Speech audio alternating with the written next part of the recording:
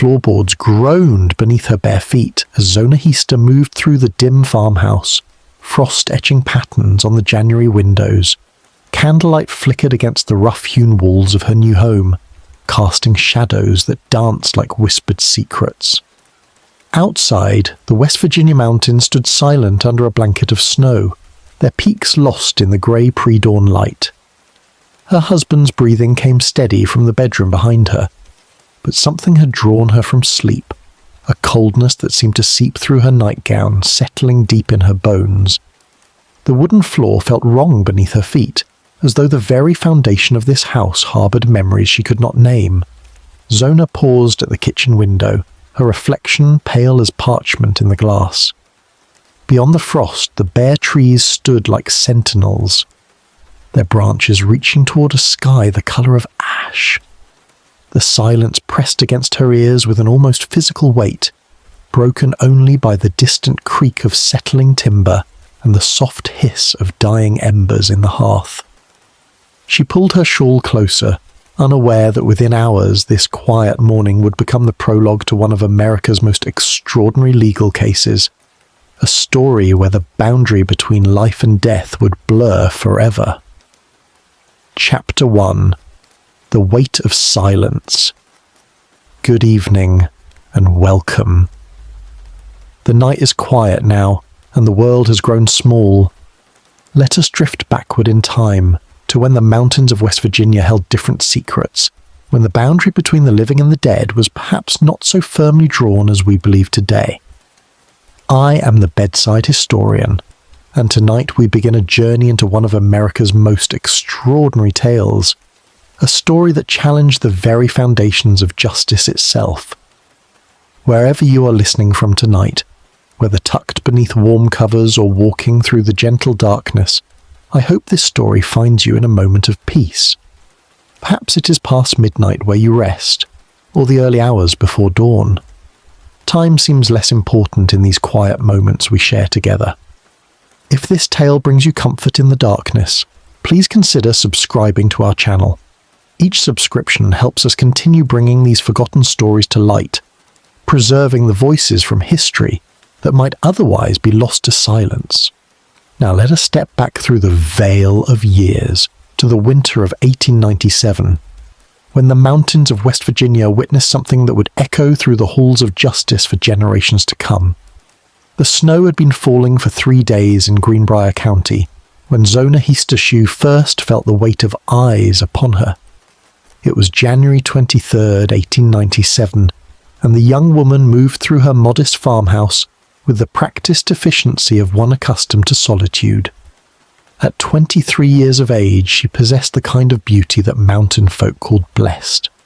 Dark hair that caught the candlelight like silk, eyes the colour of forest pools, and a voice that carried the gentle cadence of the Appalachian hills. The house itself stood like a weathered sentinel against the winter landscape, its timber walls darkened by countless seasons of rain and snow. Edward Shue had built it with his own hands 5 years earlier, when he first settled in this remote corner of West Virginia. The structure bore all the marks of frontier craftsmanship: sturdy oak beams, hand-hewn planks, and windows that caught the light like watchful eyes. Inside, the rooms held the simple furnishings of working people: a pine table scarred by years of use, chairs crafted from mountain maple, and a hearth that served as both warmth and sanctuary against the mountain cold. Zona had been married to Edward for barely 3 months, their December wedding having taken place in the small Methodist church that served the scattered communities along the valley. She'd been Zona Heaster then, daughter of Mary Jane and Jacob Heaster, farmers who had worked the same patch of mountain soil for nearly 20 years. The Heasters were known throughout the county as God-fearing people, steady and reliable as the seasons themselves. Jacob's hands bore the permanent stains of honest labour, while Mary Jane possessed the kind of quiet strength that mountain women carried like an invisible crown. The marriage to Edward Shue had surprised many in the community, not because Zona lacked suitors, but because Edward himself remained something of a mystery. He had arrived in Greenbrier County 3 years earlier, claiming to have come from somewhere further south, though the details of his past remained as vague as morning mist.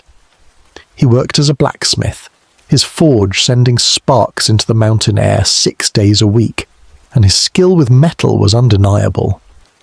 Yet there was something in his manner, a quickness to anger, a way of watching people when he thought himself unobserved, that made some of the older residents cautious in their acceptance. On this particular morning, as frost painted intricate patterns on the windows and the wind whispered through the bare branches of the surrounding oaks, Zona found herself unable to shake a peculiar sense of unease. She had woken before dawn, drawn from sleep by what felt like a cold hand upon her shoulder, though when she turned, she found only Edward's sleeping form beside her. The sensation lingered like the memory of a half-forgotten dream, leaving her restless and strangely melancholy. The kitchen held the lingering warmth from the previous evening's fire, though the embers had long since died to ash. Zona moved about her morning routine with mechanical precision, drawing water from the well behind the house, her bare feet finding purchase on the icy wooden steps, her breath forming small clouds in the bitter air. The water bucket felt heavier than usual, and she paused halfway back to the house, looking out over the valley that stretched below their hillside perch. The landscape lay before her like a page from an illuminated manuscript, every branch and stone outlined in crystalline detail. The mountains rose in layers of blue and grey, their peaks disappearing into low-hanging clouds that promised more snow before nightfall. Down in the valley, thin streams of smoke marked the chimneys of neighbouring farms, each one a reminder that even in this remote corner of the world, life continued its ancient rhythms of work and rest, hope and sorrow. Inside the house, Edward stirred as the first pale light of dawn began to filter through the bedroom window. Zona could hear the familiar sounds of his awakening, the creak of the rope bed, the shuffle of feet on wooden planks, the low grunt that marked his daily return to consciousness. These sounds had become the soundtrack of her married life, as regular and predictable as the tolling of church bells. Yet something felt different this morning. The very air seemed charged with an electricity she could not name, as though the atmosphere itself held its breath in anticipation of unknown events. The shadows in the corners of the rooms appeared deeper, more substantial, and when she glanced at her reflection in the kitchen window, her own face seemed that of a stranger, pale and ethereal, like something glimpsed in a fever dream. Edward emerged from the bedroom wearing his work clothes, the heavy canvas pants and wool shirt that marked him as a man accustomed to physical labour. At 35, he possessed the kind of strength that came from years at the forge, his shoulders broad and his hands scarred by countless encounters with hot metal and sharp tools. His hair, dark with streaks of premature grey, fell across his forehead in a way that cast shadows over his eyes, making his expressions difficult to read even in the best of light. Their morning conversation followed the patterns established over their brief marriage, discussions of the weather, plans for the day, the mundane details that form the foundation of domestic life. Edward spoke of work waiting at the forge, of tools that needed mending and horseshoes that required shaping. Zona mentioned her intention to visit her mother later in the afternoon, a routine that had become one of the few constants in her new life as a married woman. The breakfast passed in relative quiet, punctuated by the soft sounds of eating and the occasional comment about neighbours or weather. Outside, the world remained locked in winter's embrace, the snow continuing to fall in lazy spirals that caught the strengthening light like fragments of glass. The house felt smaller with each passing hour, as though the walls themselves were drawing inward, creating a sense of intimacy that bordered on confinement. As morning progressed toward midday, Zona found herself drawn repeatedly to the windows, gazing out at the white expanse that surrounded their home. The landscape held an almost hypnotic quality, its pristine surface broken only by the tracks of small animals and the dark lines where fence posts emerged from the drifted snow. In the distance, the bare branches of maple and oak trees created intricate patterns against the grey sky, their forms resembling the delicate tracery found in old cathedral windows. The isolation of their location had never felt more pronounced. The nearest neighbour lived nearly a mile away down the mountain, and the main road that connected their corner of the county to the outside world lay buried beneath 2 feet of snow. Even in good weather, visitors were rare, and during the harsh mountain winters, days could pass without sight of another human soul. Edward prepared to leave for his work at the forge, bundling himself in the heavy coat and wool scarf that served as his armour against the mountain cold. The forge itself stood about 1/2 a mile from the house, built near a small stream that provided the water necessary for his trade. Even in winter, the fire burned hot enough to keep the worst of the cold at bay, and the rhythm of his hammer against anvil had become as familiar to the surrounding hills as the sound of wind through pine boughs. Before departing, he paused at the kitchen door, his hand resting on the wooden latch as though weighing words he might speak. The moment stretched between them like a held breath, filled with all the small tensions and unspoken concerns that accumulate in even the happiest of marriages. Finally, he simply nodded and stepped out into the swirling snow, his figure quickly disappearing into the white curtain that had descended over the world. Alone now, Zona felt the silence of the house settle around her, like a familiar but unwelcome companion. The room seemed larger without Edward's presence, their corners filled with shadows that shifted and danced in the uncertain light, filtering through frost-covered windows. She moved through her daily tasks with automatic precision, washing the breakfast dishes in water heated over the fire, sweeping the kitchen floor clean of the snow that Edward's boots had tracked inside, tending to the small tasks that filled the hours of a mountain woman's day. The afternoon wore on with agonizing slowness, each minute marked by the steady tick of the mantel clock that Edward had purchased during their brief courtship. The sound seemed unusually loud in the empty house, each tick echoing off the walls like a heartbeat. Outside, the snow continued its relentless descent, piling higher against the windows and further isolating the house from the outside world. As the light began to fade toward evening, Zona found herself thinking of her mother's house, where warmth and conversation would be waiting like a beacon in the gathering darkness. Mary Jane Heaster possessed the kind of intuitive wisdom that mountain women develop through generations of hardship, and her presence always brought comfort during times of uncertainty or fear. The planned visit had taken on greater importance as the day progressed, becoming less a social call than a necessary pilgrimage to familiar ground. The wind had begun to pick up as afternoon melted into evening, sending snow swirling around the house in ghostly spirals that caught the last light of day. Inside, the temperature seemed to be dropping despite the steady warmth from the hearth, as though some deeper cold was seeping through the very foundations of the building. Zona pulled her heaviest shawl around her shoulders and moved closer to the fire, watching the flames dance over the split oak logs that Edward had cut the previous autumn.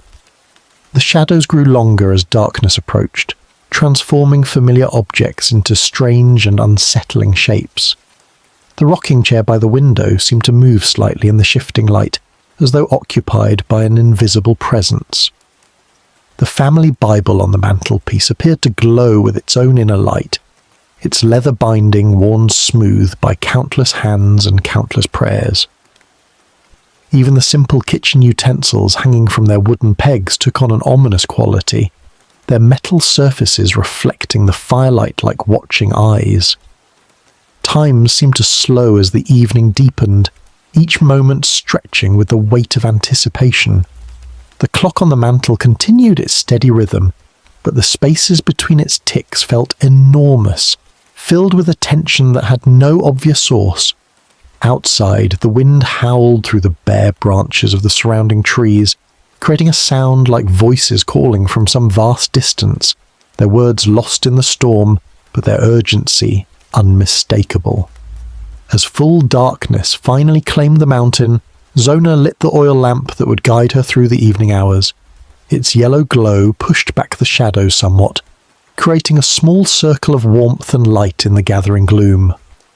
Yet even this familiar comfort felt somehow inadequate against the weight of whatever was building in the atmosphere around the isolated farmhouse. The house itself seemed to be waiting, its timbers creaking softly as they settled against the cold, its windows reflecting the lamplight like closed eyes. Every sound, the whisper of snow against glass, the distant hoot of an owl, the soft pop of burning wood in the fireplace, seemed magnified in the stillness, each one a note in some vast symphony whose final movement had not yet begun.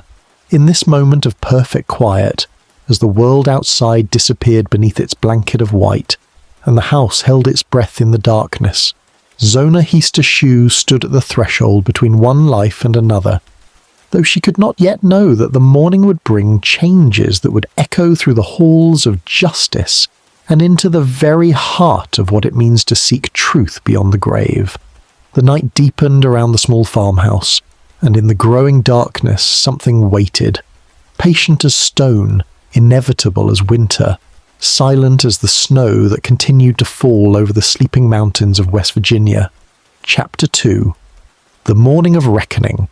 The farmhouse kitchen held the peculiar stillness that comes before dawn breaks completely over winter mountains. Zona Heaster moved through the familiar motions of preparing breakfast, her hands working with practiced efficiency, while her mind wandered to the strangeness that had pulled her from sleep. The cast-iron stove radiated welcome warmth against the January cold, its metal surfaces gleaming dully in the lamplight that pushed back the pre-dawn darkness. Her marriage to Edward Shue had brought her to this isolated farmhouse in Greenbrier County, where the mountains pressed close and neighbours lived miles apart. The isolation had not troubled her initially. She had grown accustomed to the quiet rhythms of rural life, the way conversations carried across valleys and news travelled slowly along winding dirt roads. Yet this morning brought an unease she could not name, a sense that something fundamental had shifted in the ordered world she knew. The wooden floors of the old house spoke their own language, each board telling stories through groans and whispers as she moved from kitchen to pantry.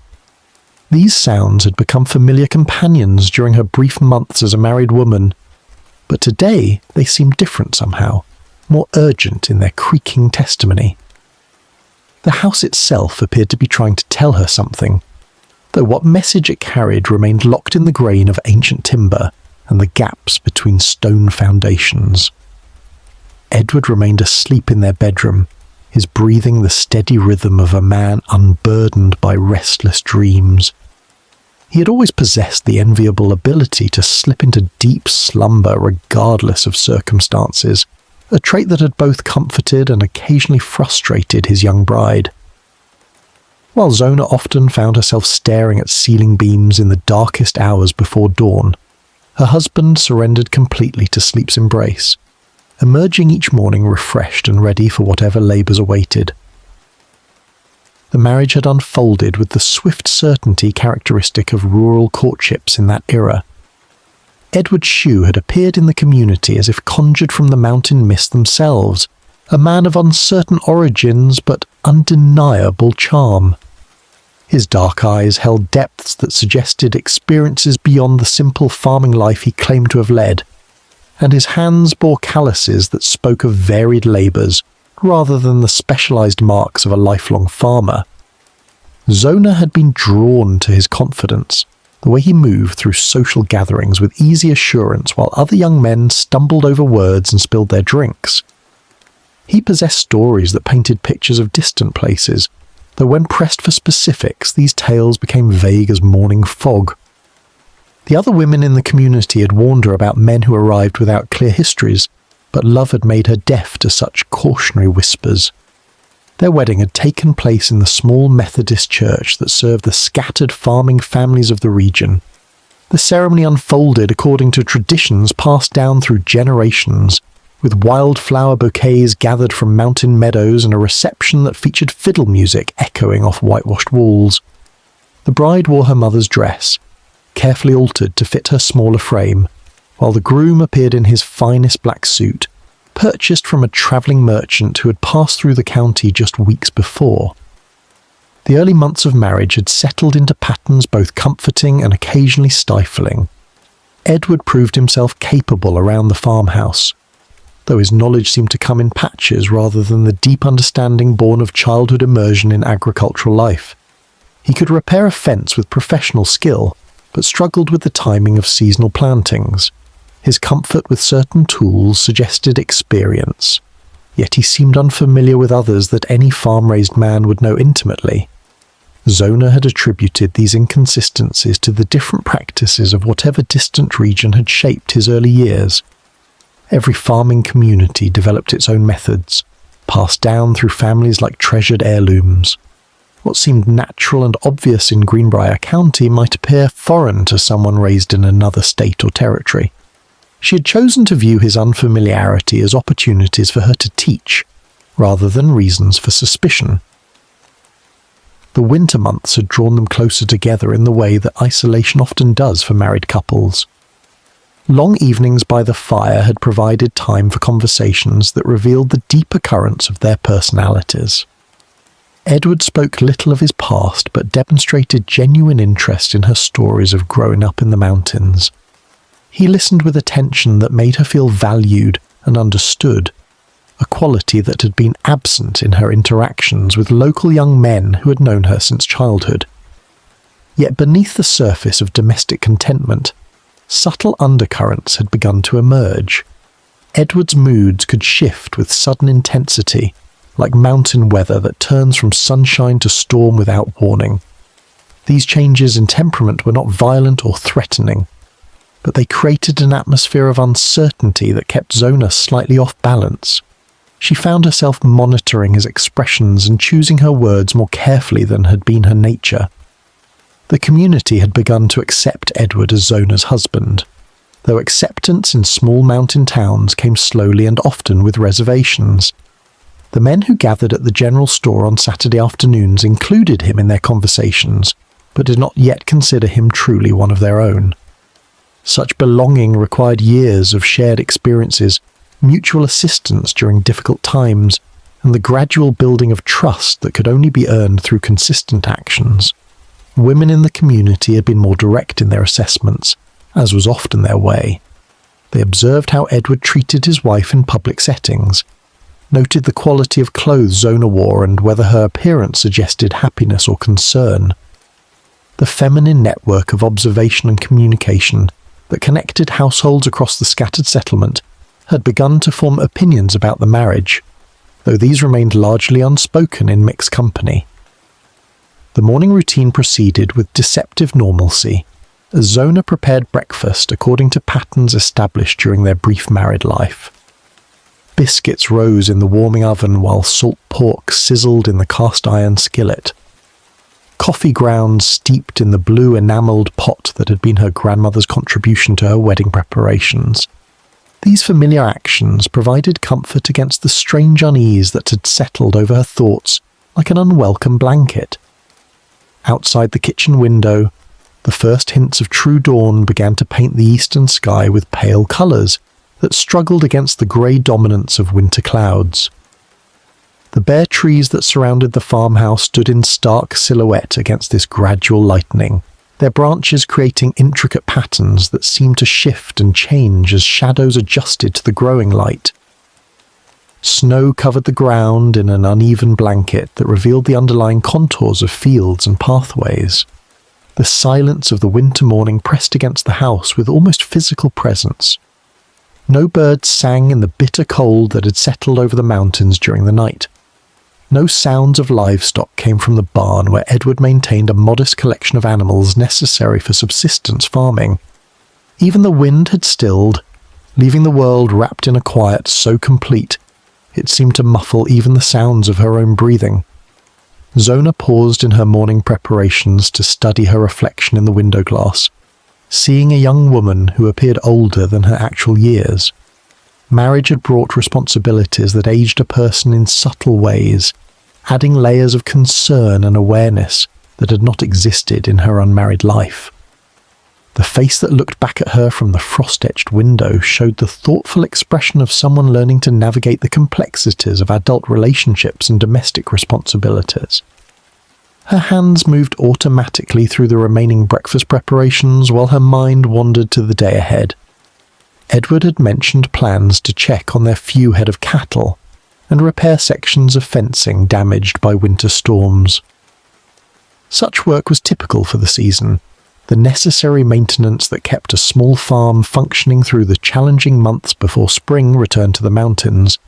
The morning light continued its gradual strengthening, revealing details of the landscape that had been hidden in darkness. The farmhouse sat in a natural depression between rolling hills, positioned to take advantage of protection from winter winds while maintaining access to the winding road that connected their property to the larger community. The placement had been chosen by previous owners with the practical wisdom that came from generations of mountain living. As full sunrise approached, Zona felt the strange unease that had disturbed her sleep beginning to lift slightly. The return of daylight always brought reassurance, dispelling the particular anxieties that seemed to flourish in darkness. Yet something deeper remained unsettled, a feeling that this day would bring changes she could not yet imagine. The very air seemed charged with possibility, though whether that possibility held promise or threat remained unclear. The sound of Edward stirring in the bedroom reached her through the thin walls of the old farmhouse.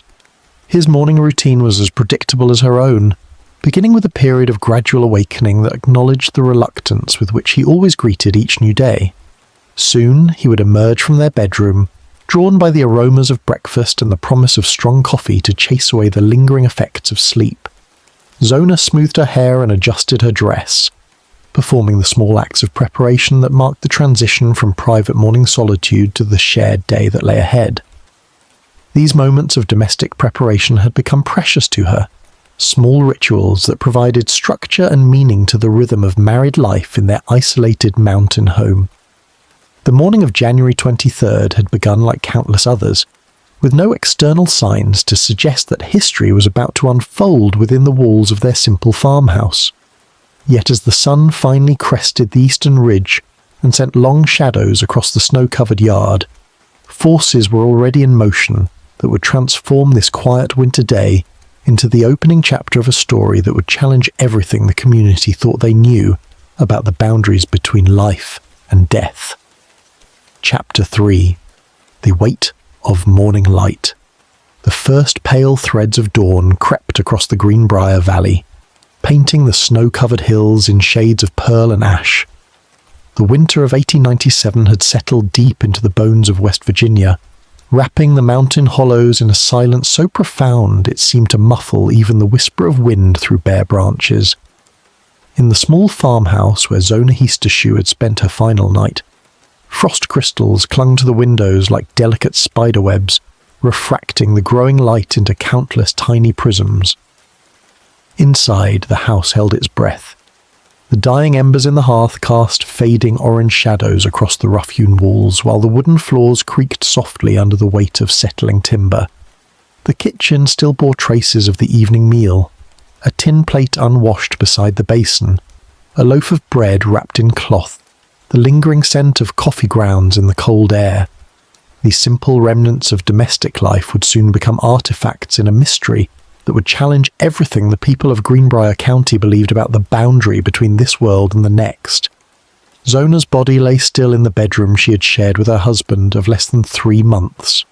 The marriage bed, carved from local oak by hands that understood the grain of mountain wood, had become her final resting place. Her dark hair spread across the pillow like spilled ink, and her nightgown, sewn from cotton that had travelled up from the lowlands, remained pristine white in the growing light. There was no sign of struggle, no evidence of violence, only the profound stillness that follows when life departs without warning or explanation. Edward Shue had risen before dawn, as was his custom. The blacksmith's work began early, and the forge demanded constant attention even in the depth of winter. Iron did not bend to the will of seasons, and the farmers scattered throughout the valley still needed their tools mended. their horses shod, their implements prepared for the coming spring planting. He dressed quietly in the grey light, pulling on his wool trousers and heavy work shirt, his movements practiced and efficient. The leather of his boots whispered against the floorboards as he made his way to the kitchen, where he built up the fire and set water to boil for coffee. The morning routine proceeded with mechanical precision. Edward broke ice from the water bucket, fed kindling to the hungry flames, and cut thick slices from the remaining loaf of bread. The familiar motions seemed to hold the world in place, creating an illusion of normalcy that would shatter within the hour.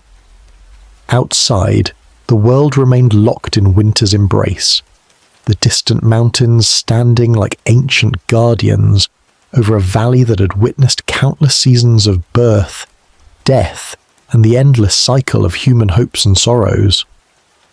The community of Livesey's Mill, though small, operated with the rhythms of rural life that had sustained mountain people for generations. Neighbours knew each other's business, helped with harvests, and gathered for weddings, funerals, and the occasional travelling preacher who brought news from the outside world. The nearest town of any size lay hours away by horseback, and most residents lived their entire lives within a few miles of where they were born. This insularity created bonds of mutual dependence and shared experience that would prove crucial in the days to come. As the sun climbed higher, casting longer shadows across the snow-covered fields, Edward prepared to leave for his forge. The blacksmith shop stood about a mile from the farmhouse, built near a stream that provided the water necessary for cooling hot iron and operating the great bellows that kept the fire burning white hot. The building itself was constructed of local stone and timber, its thick walls designed to contain both heat and the ringing music of hammer against anvil that marked the blacksmith's trade. The morning air bit sharp against Edward's face as he stepped outside, his breath forming clouds of vapour in the frigid atmosphere. The snow crunched beneath his boots with the particular sound that comes only when temperatures drop well below freezing, and the distant mountains seemed to press closer under the weight of winter sky. He had not disturbed Zona before leaving. She had seemed tired the evening before, and he reasoned that the extra rest would do her good. This simple act of consideration, born from genuine care, would later be scrutinized and questioned by those who sought darker meanings in every gesture. The path to the forge wound through stands of oak and maple, their bare branches creating intricate patterns against the pale sky. Deer tracks crossed the trail in places, and the occasional call of a winter bird broke the profound silence that seemed to muffle all sound.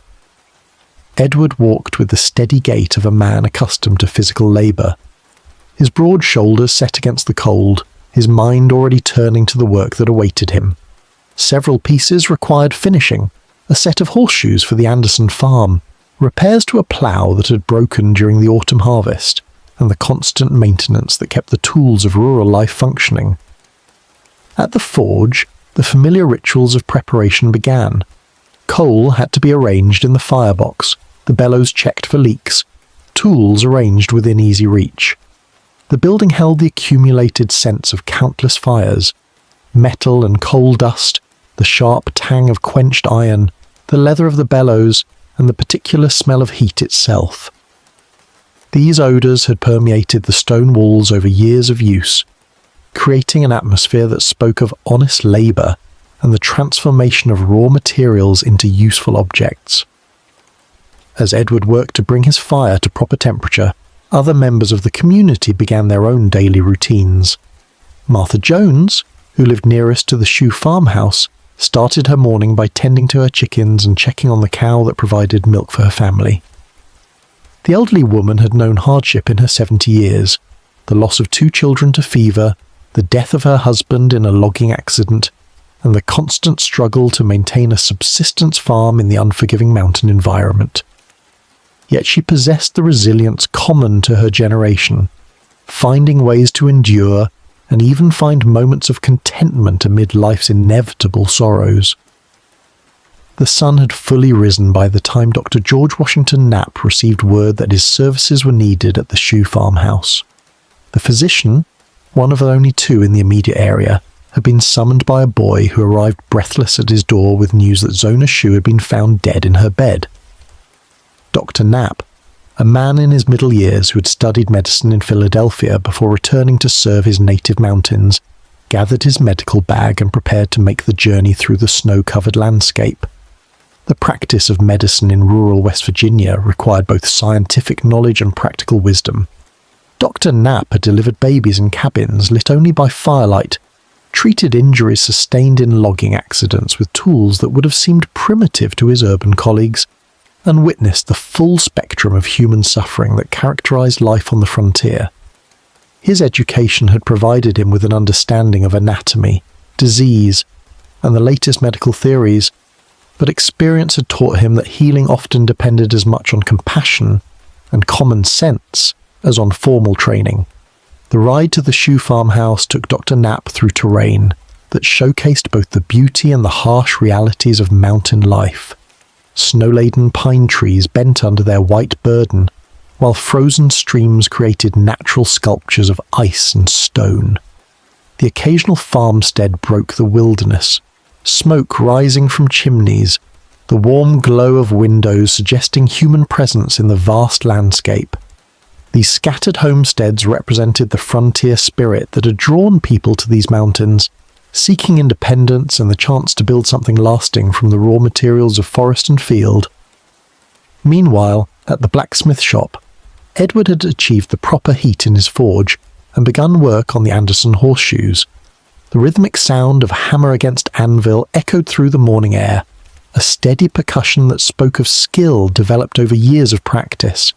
Each blow was calculated, shaping the hot iron with precision born of countless repetitions. The work required both strength and delicacy. Too much force would weaken the metal. Too little would fail to achieve the desired form.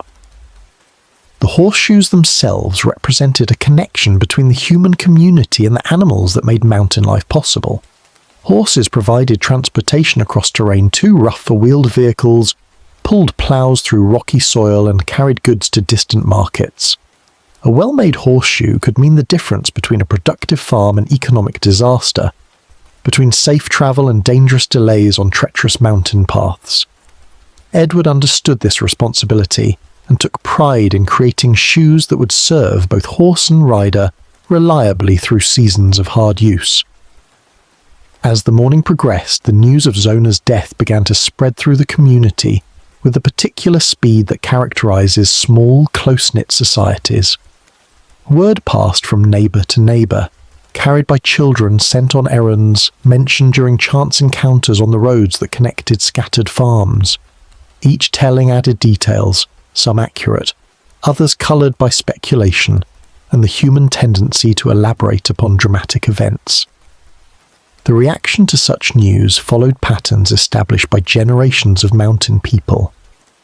Death was a constant presence in communities where medical care remained limited, and life's dangers ranged from industrial accidents to childhood diseases that claimed victims with heartbreaking regularity. Yet the sudden death of a young woman, apparently healthy and newly married, carried special significance that touched deeper fears about the unpredictability of fate and the fragility of human happiness. Dr. Knapp's arrival at the Shue farmhouse marked the beginning of an examination that would later prove central to one of the most unusual legal cases in American history. The physician approached his task with the thoroughness that characterized his professional practice, but he worked under constraints that would complicate any definitive conclusions. The lack of proper facilities, limited time, and the presence of a grieving husband created conditions that made detailed investigation difficult, if not impossible. The bedroom where Zona lay presented a scene of apparent tranquility. Sunlight streaming through the frost-covered windows illuminated a space that showed no signs of disturbance or struggle. The furniture remained in its proper place, personal belongings undisturbed, and the body itself positioned as though sleep had simply deepened into something more permanent. Dr. Knapp began his examination with the careful attention to detail that his training demanded, noting the absence of obvious wounds, the the peaceful expression on the deceased woman's face, and the general condition of the body. As the examination proceeded, the afternoon shadows began to lengthen across the snow-covered valley, and the community of Livesey's Mill prepared to confront a mystery that would challenge their understanding of life, death, and the possibility that some bonds transcend the grave itself. Chapter 4. The Discovery in the Cold Light of Morning.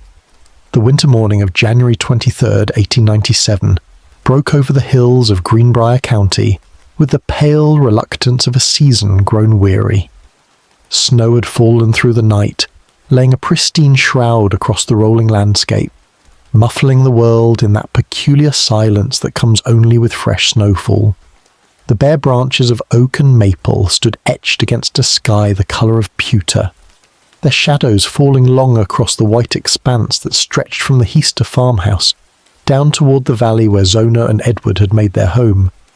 Anderson Jones rose before dawn as was his custom, the responsibilities of a working man in rural West Virginia demanding early hours and steady purpose. The cold bit at his face as he stepped from his modest dwelling, his breath forming small clouds in the frigid air. Ice had formed overnight in the water basins, and the pump handle felt like iron against his bare palm as he worked to draw water for the morning's necessities. The familiar rhythm of his routine provided comfort against the harsh bite of winter, each task performed with the practiced efficiency of one who had lived through many such mornings. It was as Jones made his way along the path that connected the scattered homesteads of the community that he first noticed something amiss at the Shue dwelling. The house stood silent, no smoke rising from the chimney despite the bitter cold. No golden glow of lamplight warmed the windows, and the stillness about the place carried an quality that made him pause in his morning walk. In a community where neighbours looked after one another as a matter of survival, such signs warranted investigation. Jones approached the modest frame house with the cautious steps of a man who had learned to read the subtle signs that nature and circumstance provided. The snow around the dwelling lay undisturbed save for the tracks of small creatures seeking shelter. No footprints marked the path to the door, no evidence of the daily activities that should have begun with the dawn. The wooden steps creaked beneath his weight as he climbed to the small porch, the sound sharp in the morning air. His knock echoed through what seemed to be an empty dwelling, the hollow sound returning to him unanswered. He called out, his voice carrying the concern of a neighbour who knew that something fundamental had shifted in the natural order of things. When no response came, he tried the door and found it yielding to his touch, swinging open to reveal the dim interior of the house where Zona and Edward Shue had established their brief married life. The scene that greeted Anderson Jones would remain burned into his memory for the remainder of his days. There, at the foot of the staircase that led to the upper rooms, lay the still form of Zona Heaster Shue. Her body rested in an unnatural position, her head turned at an angle that spoke immediately of violence done. The white nightgown she wore seemed to glow in the pale light that filtered through the frost-covered windows, creating an image of terrible beauty and profound tragedy. Jones stood frozen for a moment, his mind struggling to comprehend what his eyes revealed. The young woman who had greeted her neighbours with shy smiles and quiet courtesy lay motionless on the wooden floor, her dark hair spilled across the rough planking like spilled ink. The silence of the house pressed against him with almost physical weight, broken only by the soft ticking of the mantel clock and the whisper of wind against the windows. Moving with the careful deliberation of one who understood the gravity of the moment, Jones approached the still form. Even without the medical knowledge that would have belonged to a trained physician, the evidence before him spoke clearly of a life violently ended. The position of the body, the angle of the head, the peculiar stillness that marked the difference between sleep and death, all combined to paint a picture that no amount of hope or denial could alter. The cold of the house seemed to seep into his bones as he stood there, understanding that he had become witness to something that would ripple through the close-knit community like stones cast into still water. He knew that his next actions would set in motion a series of events that would draw the attention of law enforcement, medical professionals, and ultimately the courts of justice. The weight of that responsibility settled upon his shoulders as he turned away from the tragic scene to summon help. Jones made his way quickly to the home of the local magistrate, his feet finding purchase on the snow-covered paths with the urgency of his mission. The news he carried would shatter the morning peace of the community, transforming what should have been an ordinary winter day into something that would be remembered and discussed for generations to come. As he walked, the sun climbed higher in the pale sky, its light growing stronger but providing little warmth against the bitter cold that seemed to emanate not just from the winter air, but from the very nature of what he had discovered. Word spread through the scattered homesteads with the swift efficiency that characterizes small communities when confronted with tragedy. Neighbors who had been going about their morning routines found themselves drawn into the unfolding drama, their quiet day transformed by the terrible news that Anderson Jones brought. The magistrate, a man named Preston, received the report with the gravity befitting his office, understanding immediately that the death of Zona Shue would require official investigation and documentation. Dr. George W. Knapp, the physician who served the scattered communities of Greenbrier County, received word of the death as he was preparing for his morning rounds. The message came with the urgent tone that medical men learn to recognize, the summons that indicates something beyond the ordinary illnesses and injuries that form the bulk of his practice. He gathered his medical bag and made ready to travel to the Shue homestead, knowing that his examination would be crucial in determining the circumstances surrounding the young woman's death. The journey through the snow-covered landscape gave Dr. Knapp time to consider what he might find upon his arrival. Death was no stranger to the rural communities of West Virginia, where harsh winters, dangerous work, and limited medical resources made mortality a constant companion. Yet there had been something in the messenger's manner, a quality of shock and disturbance that suggested this death carried with it complications beyond the merely medical. By the time Dr. Knapp arrived at the Shue dwelling, a small group of neighbors had gathered, their voices low and their faces marked by the particular expression of those who have encountered tragedy in their midst. The scene inside the house confirmed his suspicions that this would be no ordinary case of natural death. The position of Zona's body, the circumstances of its discovery, and the absence of any obvious signs of illness all pointed toward a death that would require careful investigation and detailed documentation. As the physician began his preliminary examination, Edward Shue arrived at the house, alerted to the tragedy by neighbors who had encountered him on the road. His reaction to the news and to the sight of his deceased wife would become a subject of intense scrutiny in the days and weeks that followed. Those present noted his demeanor, his words, and his actions with the heightened awareness that tragedy brings to human observation. The grief of a husband confronted with his wife's sudden death should have followed predictable patterns, yet those who witnessed Edward's behavior found themselves disturbed by qualities that seemed somehow discordant with the magnitude of the loss. His sorrow appeared genuine, yet it was accompanied by a possessiveness toward the body and a resistance to official procedures that struck observers as unusual under the circumstances. When Dr. Knapp attempted to conduct his examination, Edward's presence became a complicating factor. The bereaved husband insisted on remaining close to his wife's body, his protective instincts manifesting in ways that actually hindered the physician's ability to perform the thorough investigation that the case demanded.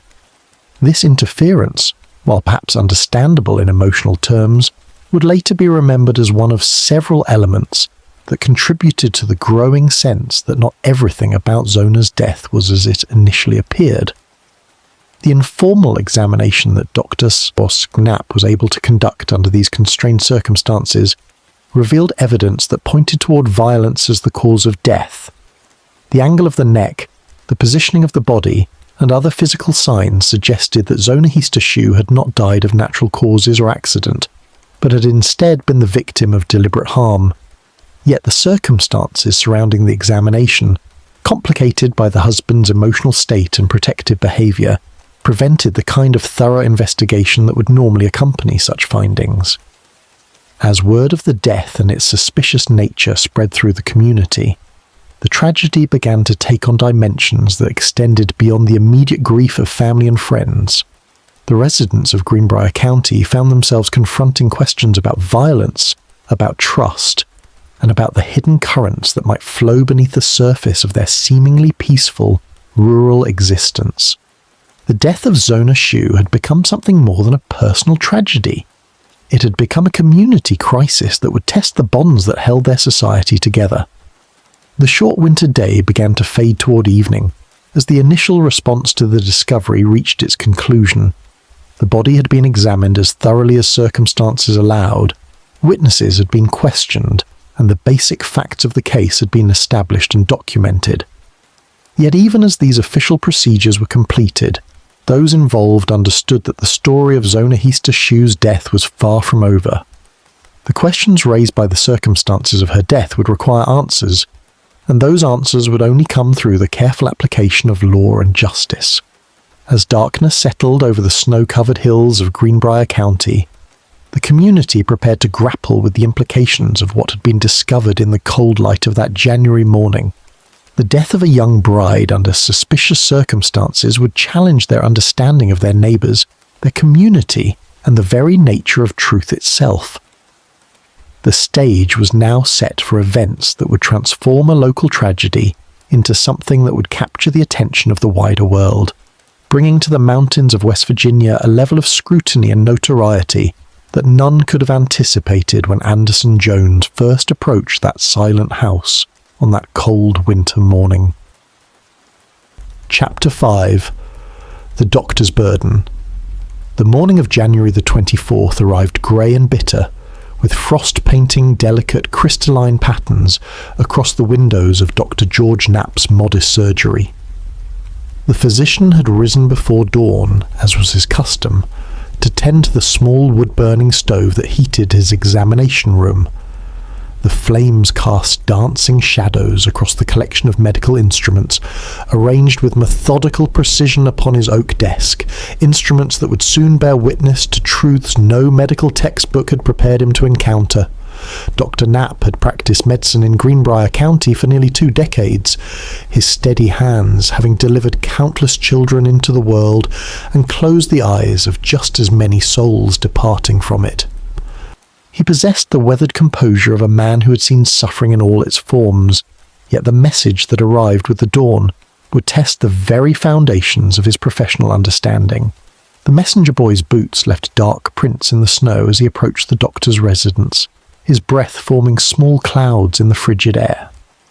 The lad's face bore the peculiar mixture of urgency and dread that accompanied news of sudden death in small communities where every family knew every other family's sorrows and joys. "Dr. Knapp, sir," the boy called through chattering teeth. "Mr. Edward Shue sends word that his wife has passed in the night. He requests your immediate attendance to issue the death certificate." The physician paused in his morning preparations, his hand stilling over the leather medical bag he'd been packing with practiced routine.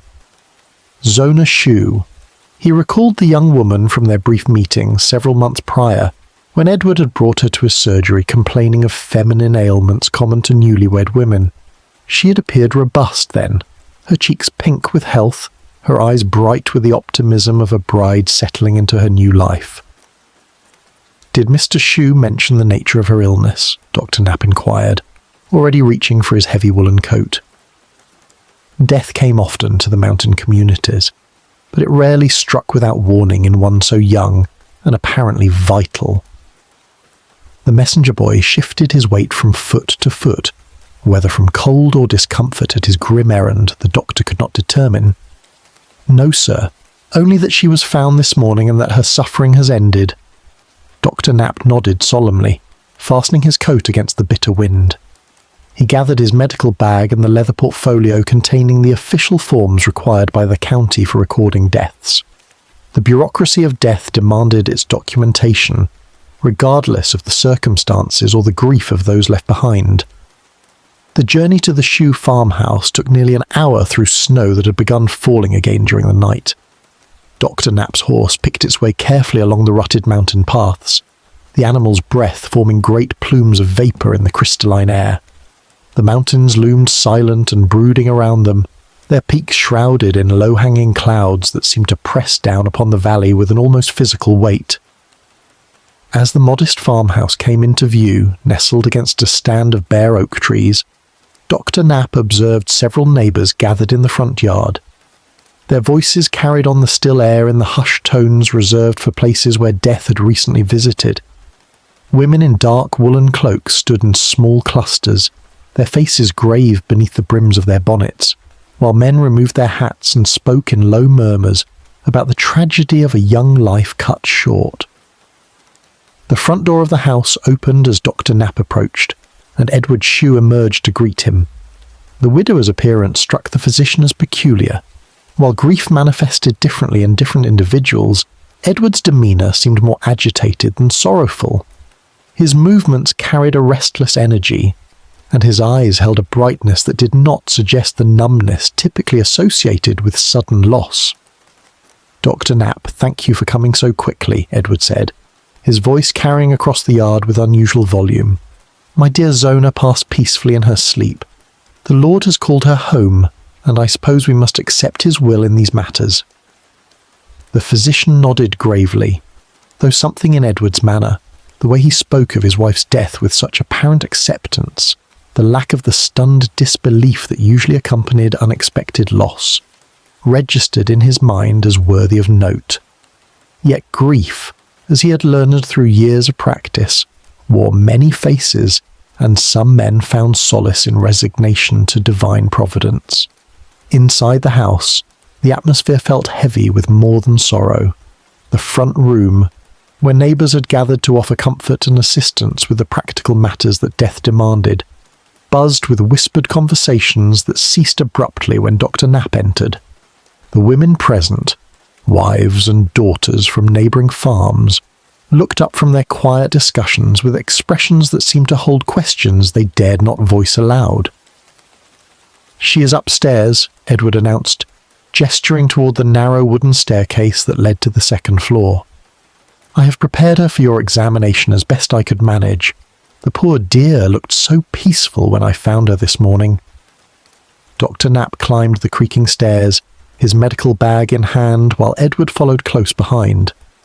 The upstairs bedroom felt close and warm despite the winter cold, heated by a small iron stove that glowed with recent attention.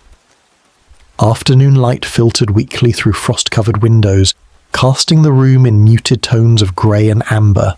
Zona Shue lay upon the marriage bed, arranged with careful attention to modesty and dignity. Her body had been dressed in her finest gown, a dress of deep blue wool with intricate beadwork at the collar and cuffs that suggested it had been saved for special occasions. Her dark hair had been brushed and arranged about her shoulders, and her hands folded peacefully across her chest. To the casual observer, she might have appeared to be merely sleeping, if not for the absolute stillness that marked the boundary between life and death. What immediately drew Dr. Knapp's attention, however, was the elaborate arrangement of fabric around her neck and head. A high collar had been fastened snugly about her throat, while a silk scarf had been wound several times around the collar, effectively concealing her neck entirely from view. Additionally, her head rested upon a pillow, but a second pillow had been placed on one side of her head, and her husband had positioned what appeared to be a folded sheet or cloth bundle on the other side. "She complained of a pain in her neck yesterday evening," Edward explained without being asked, his voice carrying a note of defensiveness that struck the physician as odd.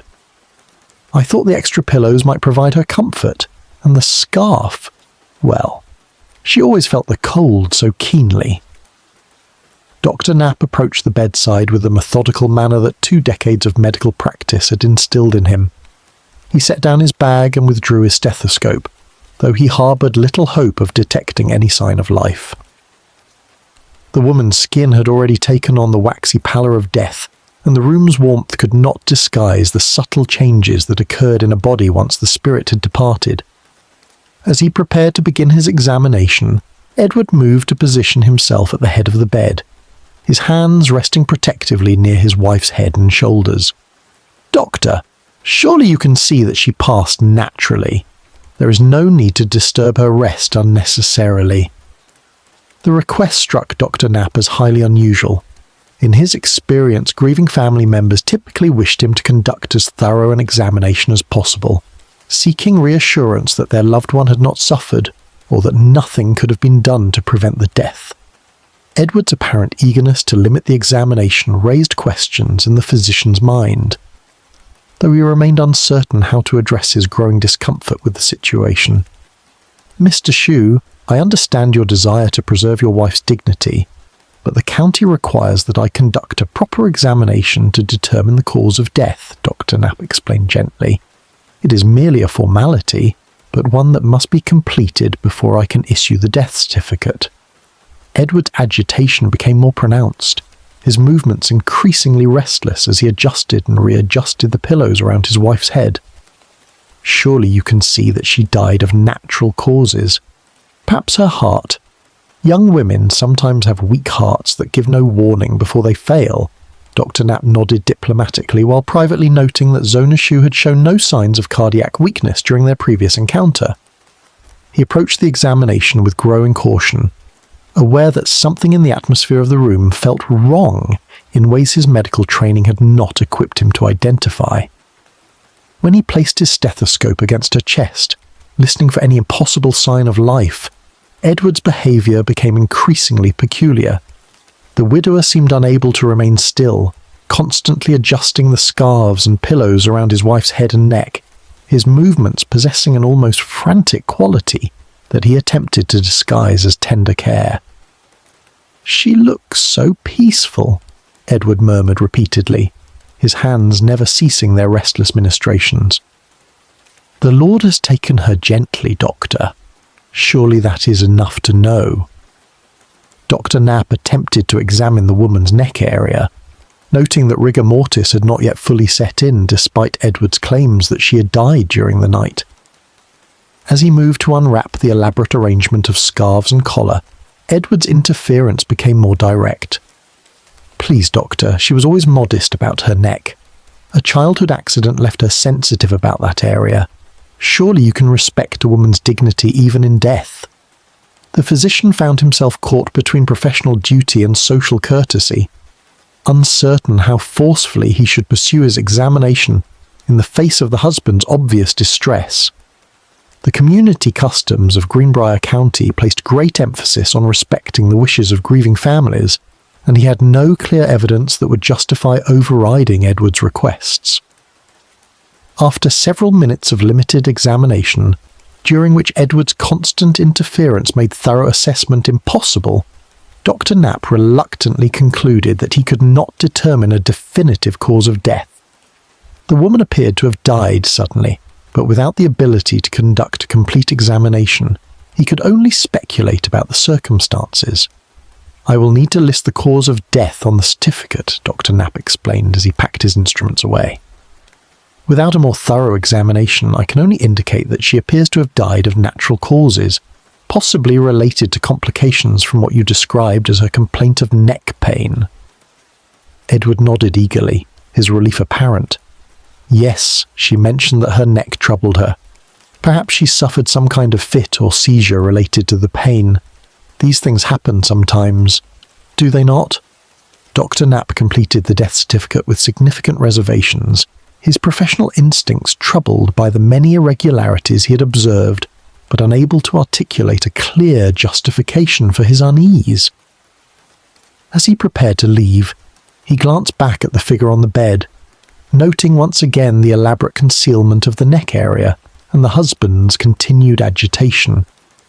The descent down the narrow staircase felt longer than his ascent, weighted with the uncomfortable knowledge that his examination had been incomplete. In the front room, the gathered neighbours looked up expectantly, their faces reflecting the same questions that lingered unspoken in their whispered conversations. Outside, the afternoon light had begun to fade, and fresh snow continued to fall in lazy spirals that would soon cover the tracks and footprints that marked the day's sorrowful gathering. As Dr. Knapp prepared for his journey home, he carried with him the official documentation of Zona Shue's death and the growing certainty that the truth of her passing remained hidden beneath layers of silk scarves and social propriety. The mountains stood silent around him as he rode away, their peaks shrouded in gathering dusk and mystery. Chapter 6. The Weight of Truth. The courthouse steps in. Lewisburg bore witness to countless souls seeking justice, their worn stone surface polished smooth by decades of footfall from farmers, merchants, and townspeople carrying their disputes before the law. On this February morning in 1897, those same steps trembled beneath an unprecedented gathering. Word had spread through the valleys and hollows of Greenbrier County like wildfire through dry autumn leaves. The ghost of Zona Heaster Shue would testify from beyond the grave. Mary Jane Heaster stood at the edge of the crowd, her black mourning dress a stark silhouette against the grey morning sky. The fabric rustled softly in the mountain wind, the same wind that had carried her daughter's spirit to her bedside those cold January nights. Her weathered hands gripped a worn prayer book, its leather binding cracked from years of faithful use. The weight of what she had seen, what she knew, pressed against her chest like a stone. The courthouse itself seemed to lean forward in anticipation, its red brick facade and tall windows bearing witness to the extraordinary proceedings about to unfold. Built in the classical revival style favoured in these mountain communities, the building represented order and reason, two concepts that would be sorely tested in the hours to come. The morning light filtered through the bare branches of oak trees that lined the courthouse square, casting intricate shadows that danced across the frost-covered ground. Inside the courtroom, the air hung thick with the mingled scents of wood smoke from the pot-bellied stove, the musty odour of old law books, and the nervous perspiration of packed humanity.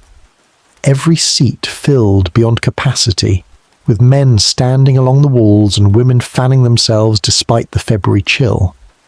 The spectators came from every corner of Greenbrier County, mountain folk who had travelled treacherous winter roads, merchants who had closed their shops for the day, and curious visitors from the neighbouring counties who had heard whispers of the impossible. Judge John Preston McWhorter presided from his elevated bench, his stern countenance reflecting the gravity of the situation. A man of considerable reputation throughout West Virginia's legal community, McWhorter had overseen countless criminal proceedings during his distinguished career. Yet nothing in his extensive experience had prepared him for the testimony he was about to hear. His grey whiskers and deep-set eyes spoke of wisdom, earned through decades of separating truth from fiction, but today would test those abilities in ways no law school could have anticipated. The prosecution team, led by Preston McWhorter Jr., the judge's own son, sat at their table reviewing notes and witness statements. The younger McWhorter had built his reputation on meticulous preparation and logical argumentation, traits that served him well in the mountain courts. His dark suit was immaculate, his bearing confident, yet even he felt the weight of the unprecedented case before him. How does one present evidence that defies the very foundations of human understanding? Across the courtroom aisle, Edward Shue's defense attorney shuffled papers with nervous energy. The task before him seemed insurmountable. How could any lawyer discredit testimony from beyond the grave? His client sat beside him, face pale but composed. The same Edward Shue who had charmed Zona Heaster into marriage just 3 short months before her death. The blacksmith's powerful hands rested on the table, hands that had shaped iron with skill and precision. Hands that the prosecution would claim had ended a young woman's life. The jury box held 12 men drawn from the surrounding community, farmers and tradesmen who understood the rhythms of mountain life. These were practical souls who dealt in tangible realities, the weight of grain, the price of livestock, the changing of seasons. Yet they would be asked to weigh evidence that challenged everything they thought they knew about life and death. Their faces reflected the mixture of skepticism and curiosity that had drawn hundreds to this courthouse on this grey February morning. As the proceedings began, the courtroom fell into an expectant hush. The judge's gavel echoed through the packed chamber like thunder in a mountain hollow. The formal language of legal procedure seemed almost absurd given the nature of what was to come. Yet these rituals provided a framework for the impossible. The clerk called the court to order, his voice carrying the authority of centuries of legal tradition. The prosecution's opening statement unfolded like a carefully constructed narrative, weaving together the known facts of Zona's death with the extraordinary circumstances that followed. Young McWhorter spoke with measured precision, his voice carrying clearly to every corner of the packed courtroom. He described the discovery of the body, the hasty burial, the suspicious behavior of the widowed husband. Each fact was presented with careful attention to legal precedent and evidentiary rules. Yet beneath this methodical recitation lay the heart of something unprecedented. The prosecutor would argue that justice itself had reached beyond the veil of death to ensure that truth would not remain buried with an innocent victim. The very foundations of their legal system would be tested by testimony that originated in the realm of spirits and shadows. The defense attorney rose to present his counter-narrative, one grounded in skepticism and scientific rationalism. He spoke of grief-induced hallucinations, of a mother's inability to accept her daughter's natural death. His words carried the weight of conventional wisdom, the comfortable assumption that death marked an absolute boundary between the world of the living and whatever might lie beyond. The courtroom audience listened with rapt attention as these competing visions of reality unfolded before them. Some nodded in agreement with the defense's rational explanations, while others recalled their own encounters with the unexplained. Strange lights in the mountains, voices heard on winter winds, glimpses of departed loved ones in moments of deep sorrow. The first witnesses took the stand to establish the basic facts of the case.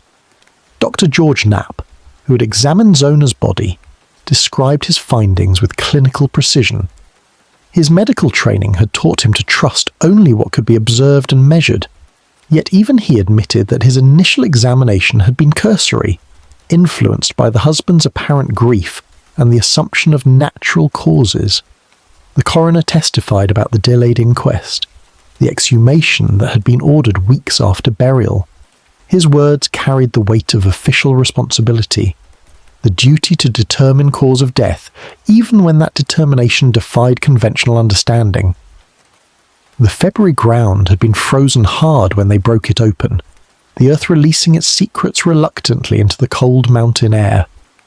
As witness followed witness, the courtroom atmosphere grew increasingly charged with expectation. Everyone present understood that they were approaching the moment that would define this entire proceeding. The supernatural testimony that had brought them all together on this February day would soon unfold before their eyes. The afternoon light slanted through the tall courthouse windows, casting long shadows across the packed chamber. The pot-bellied stove continued to radiate warmth, but many spectators felt a different kind of chill as they contemplated what was to come.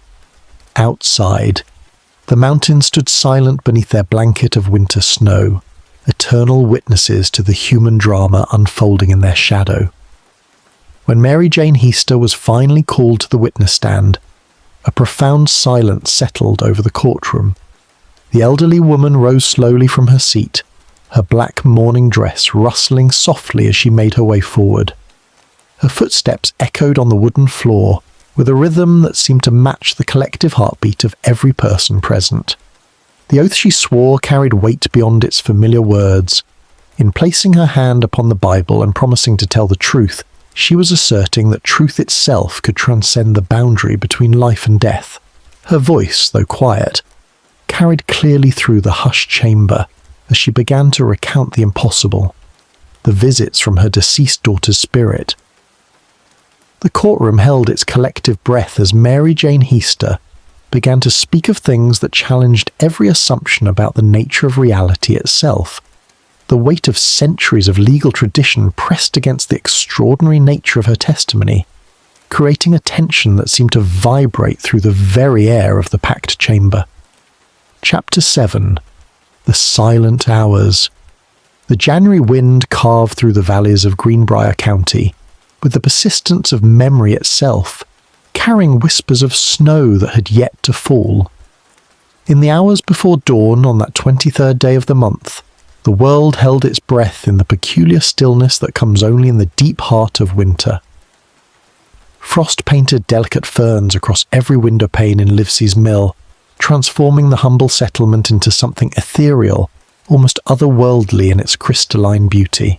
Zona Heaster Shue lay beneath heavy quilts in the modest farmhouse she'd called home for barely 3 months. The wedding ring upon her finger still felt foreign, a circlet of metal that spoke of promises made in the golden warmth of October, when the mountains blazed with autumn fire and the future seemed as bright as the turning leaves. Now, in the depths of winter's grip, that October day felt like something from another lifetime, a dream half remembered in the grey light of morning. The house around her breathed with the slow rhythm of settling wood, each timber and beam adjusting to the cold with soft creaks and sighs. Edward had built this place with his own hands, or so he claimed, though neighbours whispered that much of the work had been done by others, hired men whose labour he had paid for with money earned through means not entirely clear. The walls were solid enough, chinked with clay and moss against the mountain winds, but there was something in the very bones of the structure that seemed to hold shadows longer than it should. In the kitchen, the fire had burned low during the night, leaving only glowing embers that cast a faint orange light across the rough-hewn floorboards. The morning ritual of rekindling the flames would fall to Zona, as it had every day since their marriage, a task she performed with the methodical precision of a woman raised to understand that survival in these mountains required constant vigilance against the cold. The water bucket beside the hearth bore a thin skin of ice, testament to the bitter night that had passed, and somewhere in the walls the wind found gaps that whispered secrets in languages she could not understand. Edward stirred beside her, his breathing deep and regular with the rhythm of untroubled sleep. Even in repose there was something about him that spoke of coiled energy, of muscles that never quite relaxed, of hands that in daylight could be gentle or harsh depending upon his mood.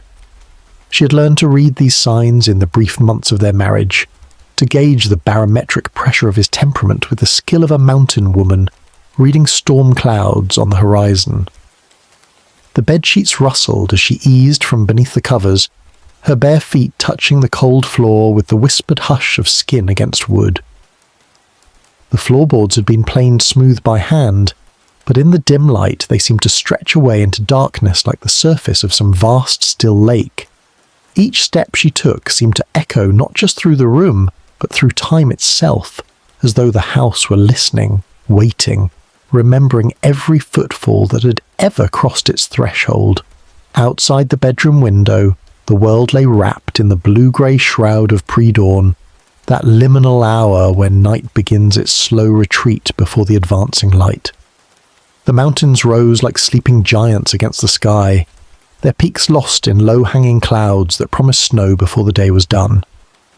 In the distance, a single light flickered in another farmhouse window, evidence of another early riser beginning the daily struggle against winter's dominion. Zona moved through the main room with the careful grace of someone who had learned to navigate in darkness, her fingers trailing along the familiar surfaces of the table and chair, wall and door frame. The house held the accumulated cold of the long night, a chill that seemed to rise from the very earth beneath the foundation stones. Her nightgown provided little protection against the temperature, but she'd grown accustomed to these small hardships, these minor trials that were the price of mountain living. The kitchen welcomed her with the faint warmth still radiating from the banked coals, and she knelt before the hearth with practiced efficiency, feeding kindling to the glowing embers with the reverence of a priestess tending a sacred flame. The dry wood caught quickly, sending fingers of light dancing across the walls, illuminating the simple furnishings that constituted their domestic world. A wooden table scarred by years of use, chairs that creaked with the memory of countless meals, shelves that held the basic implements of survival, bowls and cups, knives and spoons, the essential tools of keeping body and soul together through the long winter months. As the fire built strength, shadows retreated to the corners of the room, but they never disappeared entirely. They lingered there like patient observers, waiting for their chance to reclaim the space when darkness returned. Zona had begun to notice these shadows in recent weeks, how they seemed deeper in this house than in her childhood home, how they moved with subtle independence from the flames that should have commanded them. Perhaps it was merely the strange architecture of the place, the way Edward had positioned windows and doors, but she found herself glancing toward those dark corners more often than she cared to admit. The water in the bucket had indeed frozen overnight, requiring her to break the thin ice with the handle of a wooden ladle. The sound rang sharp and clear in the quiet air, a crystalline note that seemed to hang, suspended for longer than physics should have allowed. She dipped the ladle beneath the surface, drawing up water that carried the metallic taste of the mountain spring from which it had come, water that spoke of deep places where sunlight never reached, and secrets lay buried in stone and earth. Coffee would have to wait until the general store opened, another small luxury that their meagre finances could not regularly afford. Instead, she prepared a simple breakfast of cornbread left over from the previous evening, its golden surface hardened by the night's cold, but still edible when warmed by the growing fire. The routine of these morning tasks provided a rhythm that anchored her to the waking world, a sequence of small actions that built a bridge between the mysteries of sleep and the known quantities of daylight. Behind her, she heard Edward stirring in the bedroom, the sound of a man emerging from deep slumber with the reluctant resignation of someone who faced each new day as a challenge to be conquered rather than a gift to be received. His footsteps crossed the floor with the heavy certainty of boots already donned, and she realized with a small start that he must have dressed while she worked at the fire. The thought disturbed her in ways she could not articulate, this evidence of movements and decisions made in silence, of a husband who prepared for the day, as though it were a campaign requiring strategy and stealth.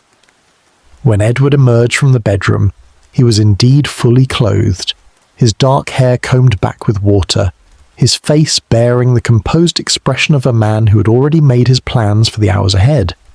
He moved with the fluid grace that had first attracted her attention at the harvest dance where they had met, but in the morning light, that grace seemed somehow predatory, the measured movement of something that stalked rather than simply walked. The fire had grown strong enough to push real warmth into the room, and the ice in the water bucket had begun to show signs of retreat. Edward approached the hearth without greeting her, extending his hands toward the flames with the automatic gesture of someone accustomed to seeking heat wherever it could be found. His silence was not unusual. He had never been given to morning conversation, but today it seemed charged with something more than simple reticence. It carried weight, as though words spoken now might shatter some delicate balance that held their small world in place. Outside, the wind had picked up strength, sending tree branches scratching against the roof with sounds like fingernails drawn across slate. The house responded to these touches with its own voice, a complex symphony of creaks and settles that spoke of wood expanding and contracting, of nails working loose in their holes, of the constant battle between structure and entropy that defined all human dwellings in these mountains. Every house was a temporary victory against the wilderness, a brief assertion of order in the face of forces that would eventually reclaim every board and stone. Zona busied herself with the morning meal, slicing the cornbread with careful precision, arranging the pieces on the wooden plate that served all their dining needs. The knife felt heavy in her hand, its weight somehow disproportionate to its size, and she found herself studying its worn edge with an attention that seemed excessive for such a simple task. The blade had been sharpened many times, its original shape worn away by countless passes against the whetstone, and she wondered about all the hands that had wielded it, all the meals it had helped prepare, all the purposes it had served in its long service to this household. Edward accepted his portion of the bread without comment, eating with the methodical efficiency of a man who viewed food as fuel rather than pleasure. His eyes remained fixed on the fire as he chewed, and Zona found herself studying his profile in the dancing light, noting the strong line of his jaw, the way his dark hair caught glints of red from the flames, the small scar above his left eyebrow that he had never explained despite her gentle inquiries. He was a handsome man by any measure, with features that suggested strength and determination, but in the morning firelight, those same features seemed to carry shadows that made her unaccountably uneasy.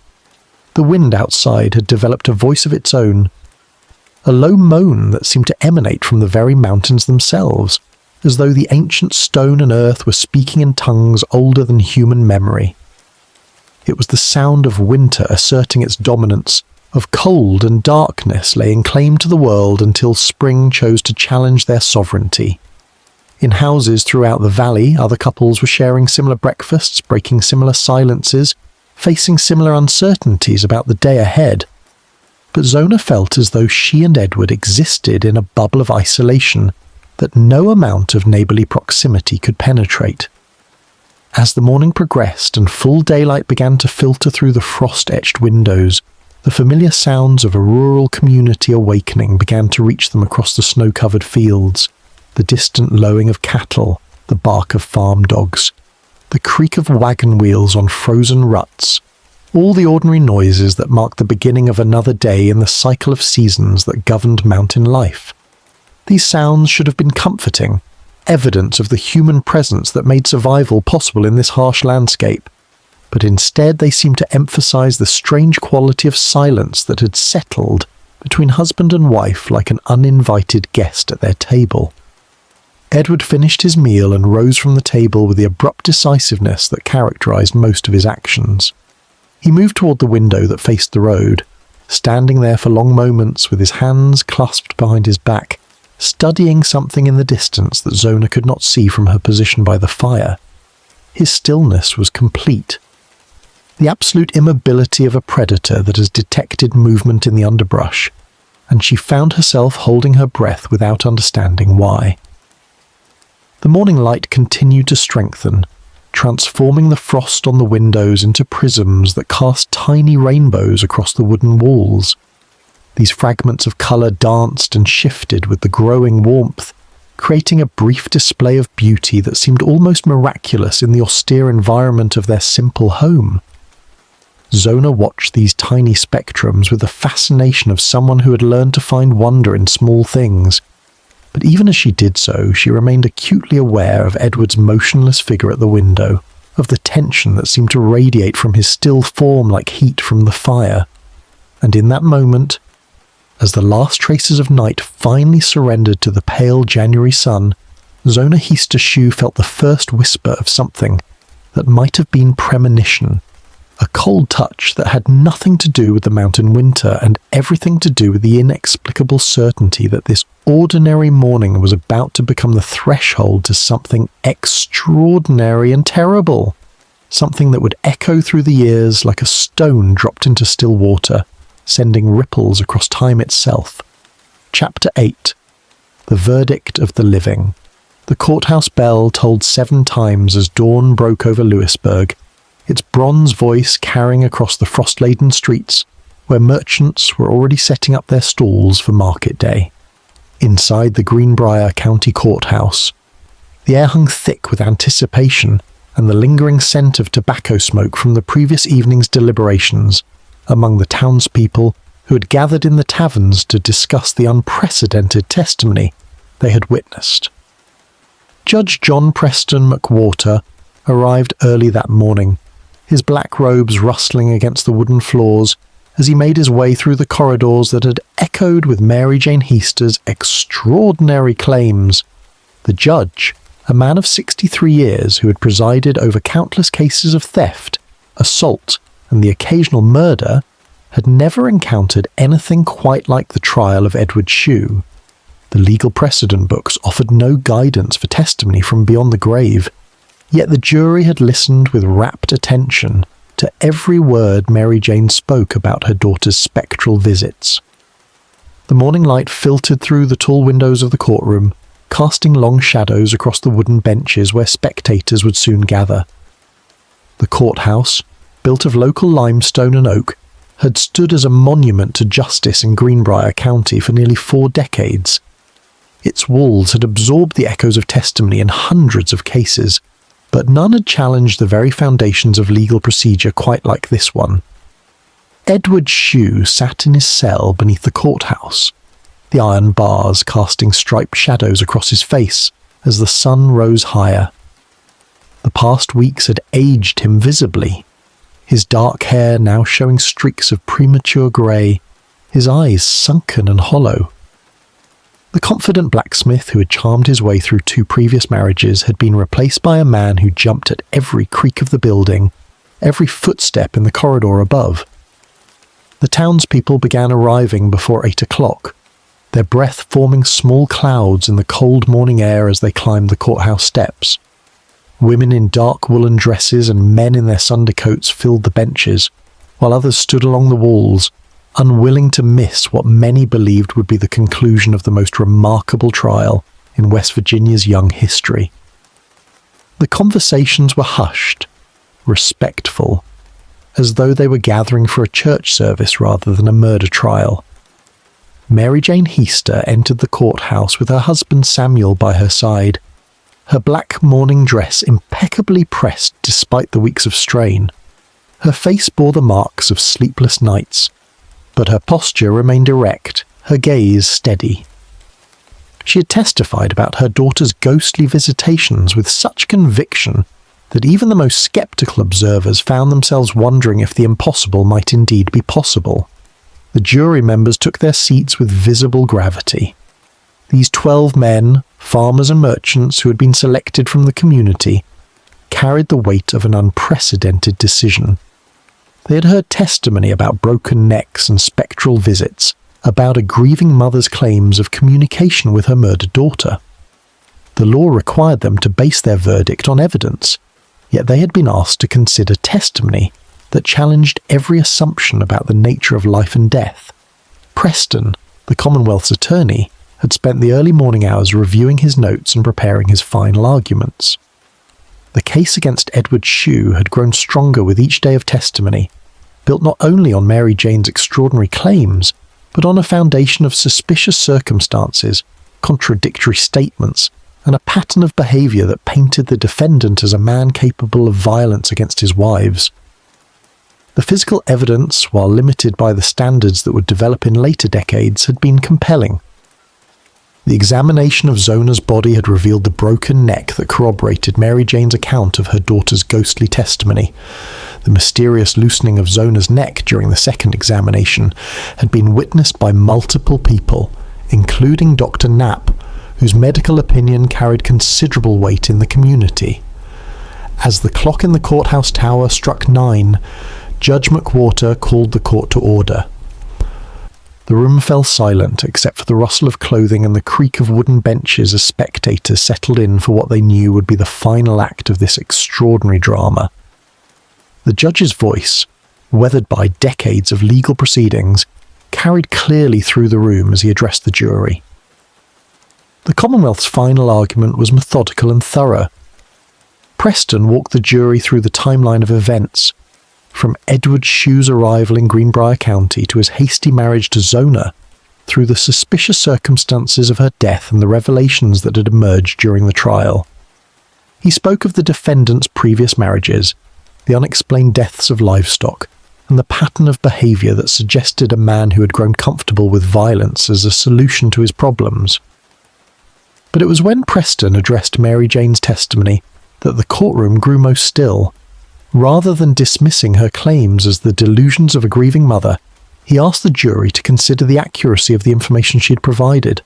The broken neck, the method of death, the details about the night Zona died, all of these had been corroborated by other witnesses and physical evidence. Whether they believed the source of Mary Jane's knowledge was supernatural or intuitive, the prosecution argued, the information itself had proven reliable and crucial to uncovering the truth.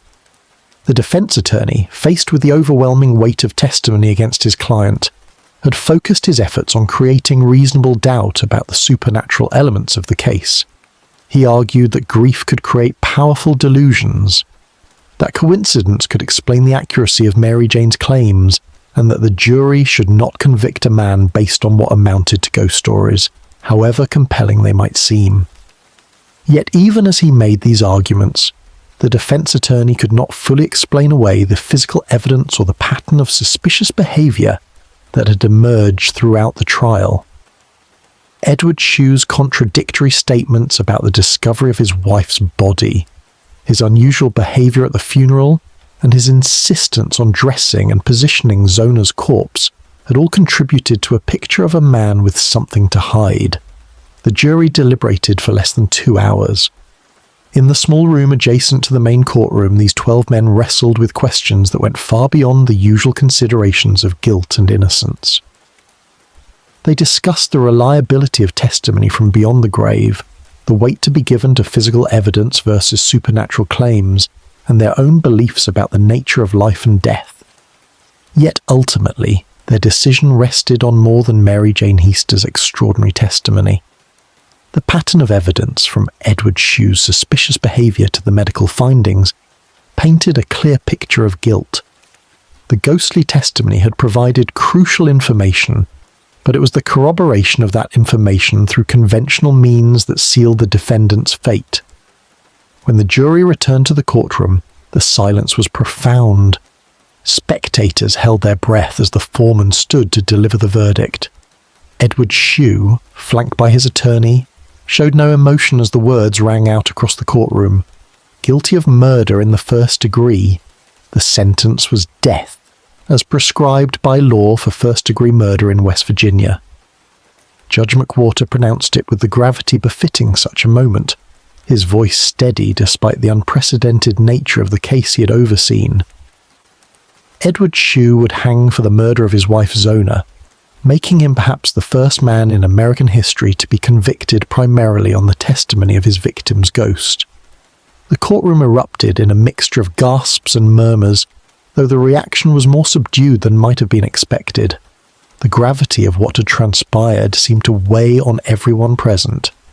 They had witnessed something that challenged their understanding of justice, evidence, and the boundary between life and death. Mary Jane Heaster remained seated as the crowd began to disperse, her hands folded in her lap, her eyes closed in what might have been prayer or simply exhaustion. She had achieved what she had set out to do when she first reported her daughter's ghostly visits. Justice had been served, though through means that no one could have anticipated. The case would become legend almost immediately, spreading beyond the boundaries of Greenbrier County to capture the imagination of people across the nation. Newspapers would carry the story of the Greenbrier ghost, the murdered bride who had testified against her killer from beyond the grave. The trial would be studied by legal scholars and paranormal researchers alike, standing as a unique intersection of law and the supernatural. But in that moment, as the courthouse began to empty and Edward Shue was led away to await his execution, the focus was not on the historical significance of what had transpired. Instead, it was on the profound human drama that had unfolded, a mother's love that had transcended death itself, a victim's quest for justice that had reached across the boundary between the living and the dead, and a community's willingness to listen when the impossible demanded to be heard. The winter afternoon was growing short as the last spectators filed out of the courthouse, their conversations hushed and thoughtful. The trial of Edward Shue was over, but the legend of the Greenbrier ghost was just beginning. The mountains of West Virginia had witnessed something extraordinary, something that would be remembered and retold for generations to come. As twilight settled over Lewisburg, the courthouse stood silent once again, its limestone walls holding the echoes of testimony that had challenged everything the people of Greenbrier County thought they knew about justice, death, and the power of a mother's love. Chapter 9. The Weight of Testimony. The courthouse in Lewisburg stood like a monument to justice against the February sky, its red brick facade weathered by countless West Virginia winters. Snow had begun to fall again, dusting the shoulders of the men who gathered on the courthouse steps, their breath forming small clouds in the bitter air. The wind carried whispers through the crowd, fragments of conversation that spoke of things beyond the natural world, of testimonies that defied the very foundations of law itself. Inside the building, the floorboards creaked under the weight of spectators who had travelled from across Greenbrier County and beyond. Word had spread through the mountain communities like wildfire through dry timber. A ghost would testify today, they said. A murdered woman would speak from beyond the veil of death to name her killer. The courtroom filled with farmers and their wives, merchants from the towns, and curious souls drawn by the promise of witnessing something that challenged the very boundaries of mortality. Judge John Preston McWhorter sat behind his bench, a man of considerable years whose weathered face spoke of decades spent navigating the complexities of mountain justice. His grey beard, carefully trimmed, framed features that had seen the evolution of law in these remote hills. The weight of the day's proceedings pressed upon him like the heavy snow that continued to accumulate outside the tall windows. Never in his years on the bench had he presided over a case where the dead themselves would serve as witnesses against the living. The prosecution table bore the organised papers of John Preston, the Commonwealth's attorney, a man whose reputation for thoroughness had earned him respect throughout the county. His dark suit, pressed and formal, contrasted sharply with the rough homespun clothing of many spectators. Beside him sat his assistant, both men aware that they were about to navigate uncharted waters in the realm of jurisprudence. The case files before them contained witness statements, physical evidence, and testimony that would challenge every precedent they had ever studied. At the defence table, Thomas Lackey sat with his client, Edward Shue, the blacksmith whose powerful hands now rested motionless on the worn wooden surface before him. Shue's appearance had changed dramatically during his weeks in custody. The confident bearing that had once characterised the man had given way to something more guarded, more calculating. His dark eyes moved constantly across the faces in the courtroom, as though searching for something he could not name. The black suit provided by his attorney fit poorly across his broad shoulders, making him appear somehow diminished, though his physical presence remained imposing. The jury box held 12 men of Greenbrier County, selected through the careful process of voir dire that had consumed the previous day. Among them sat farmers whose hands bore the permanent stains of honest labour, a miller whose flour-dusted apron had been replaced by his Sunday best, and several merchants whose understanding of human nature had been honed through years of commerce. Each face reflected the gravity of their responsibility, the knowledge that they would be asked to weigh evidence that challenged the very nature of reality itself. Mary Jane Robinson entered the courtroom with the measured steps of one who had spent sleepless nights preparing for this moment. Her black mourning dress, severe in its simplicity, marked her as a woman in the depth of grief. The fabric rustled softly as she moved to take her place in the witness chair, her pale hands trembling slightly as they adjusted the dark shawl around her shoulders. Her eyes, rimmed with the exhaustion that comes from the weeks of torment, swept across the faces of the jury before settling on the prosecutor, who would guide her through the most extraordinary testimony of her life. The atmosphere in the courtroom grew thick with anticipation as Preston rose to begin his examination. The winter light filtering through the tall windows cast long shadows across the floor, and the sound of shifting bodies and rustling fabric filled the momentary silence. Outside, the wind had begun to howl softly around the corners of the building, as though the very elements themselves were gathering to witness this unprecedented moment in the annals of American justice. Preston's voice, when it came, carried the weight of careful preparation and profound responsibility. He began with the mundane details that would establish the foundation of his case, the discovery of Zona's body, the circumstances surrounding her death, and the initial investigation that had failed to uncover the truth. Each question was posed with deliberate precision, building a framework upon which the more extraordinary elements of the testimony would rest. Mary Jane's responses came in a voice barely above a whisper, forcing the spectators to lean forward in their seats to catch her words. She spoke of her daughter's marriage to Edward Shue, of the brief weeks of apparent happiness that had preceded the tragedy. Her hands worked nervously at the fabric of her dress as she described receiving word of Zona's death, the hasty burial that had prevented proper examination of the body, and the growing suspicion that had consumed her thoughts in the days that followed. The courtroom remained unnaturally quiet as Mary Jane recounted the details of her vigil by Zona's grave, the prayers and pleas she had offered to whatever powers might hear her desperate call for justice. Her voice grew stronger as she described the washing of the bedsheets, those mysterious stains that had appeared and reappeared despite her efforts to cleanse them. The jury members exchanged glances, their faces reflecting the struggle between skepticism and the compelling sincerity of the woman before them. Preston guided his witness carefully through the events leading up to the exhumation, the legal processes that had been required to obtain permission for the examination of Zona's body. He spoke of the expertise of the physicians who had conducted the post-mortem examination, the methodical approach they had taken to determine the true cause of death, the broken neck, the crushed windpipe, the physical evidence that supported what Mary Jane claimed her daughter's spirit had revealed. Each detail was presented with clinical precision. The defense attorney's objections came sporadically, challenging the admissibility of evidence that seemed to rely upon supernatural revelation. Judge McWhorter ruled on each motion with careful consideration, aware that his decisions would likely be scrutinized by higher courts should the case proceed to appeal. The legal precedents for such testimony were virtually non-existent, forcing him to rely upon his own judgment and understanding of the law's flexibility in accommodating unusual circumstances.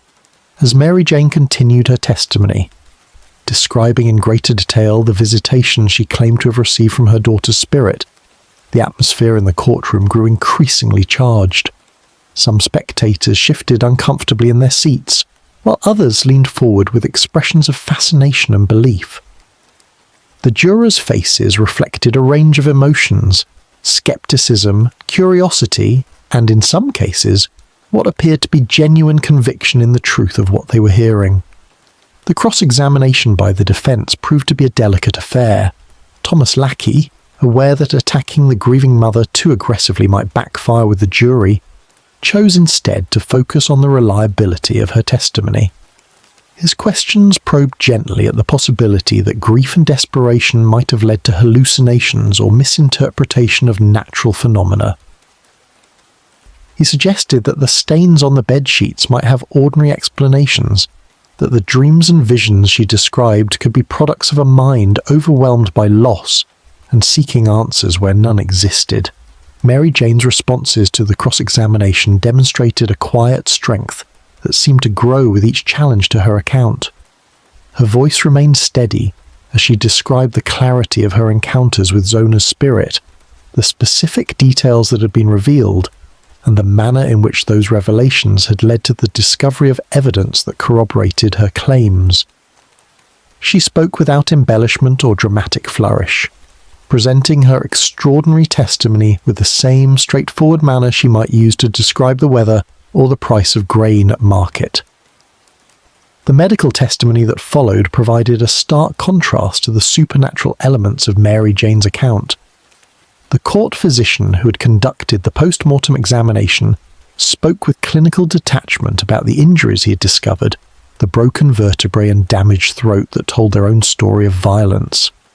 His measured words and scientific approach seemed to ground the proceedings in objective reality, yet they also served to support the very claims that many would dismiss as impossible. Edward Shue remained largely silent throughout the proceedings, his expression carefully controlled as he listened to testimony that painted him as a man capable of the most heinous violence. Occasionally his attorney would lean close to whisper urgent consultations, but for the most part, the accused man sat with the stillness of one who understood that his fate now rested in the hands of 12 strangers who were being asked to believe in things that defied rational explanation.